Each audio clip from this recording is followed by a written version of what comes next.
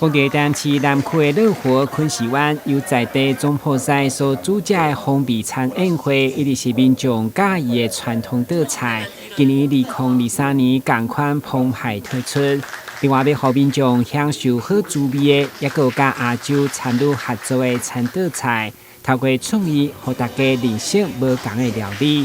今年已经迈入第14档的活动，伫昆新的主场有龙山市主委大力支持，甲地方拥有的道理。南区区长表示，拥有滨海资源的南区，今年首次举办独木舟游湖，让民众近距离观赏在地生态。今年昆喜湾活动就主要以海洋的元素来做一个设计哈，那把这些设计融入活动跟游戏当中。那其实，在舞台右手边，你们可以看到有独木舟，这个是我们今年首创，跟我们雅果游艇国际公司来做一个结合。我们都知道，我们狮昆生昆生湖那边有非常漂亮的红树林生态。那透过这样子的一个游湖，让我们的游客可以近距离的来观赏我们狮昆生的一个红树林。这边咱的活动内底温头也有迄个街舞的表演啦，也甲迄个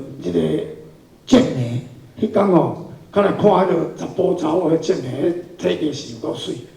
真正足水，迄要请人出来无遐简单啊。公司表示，不只有水上游艇、陆上游览，更是逐档都是人气强滚。不过相关游艇活动名额有限，民众要报名，卡手得要紧。会中民政局长嘛代表市场到场，邀请大家3月18、19两天拢来参加用下地方产业甲宗教文化乐活昆士湾。这个活动有18、19两日嘛，内底有食也有掠。希望讲大家拢共同来参与。咱知影讲这3个区的这3个部落这所在是有文化，有美食，佫有宗教这寺庙叫宗教所以咧，迄个市政府对这个活动也非常重视啦吼。台湾新闻，郭文吉采访过的。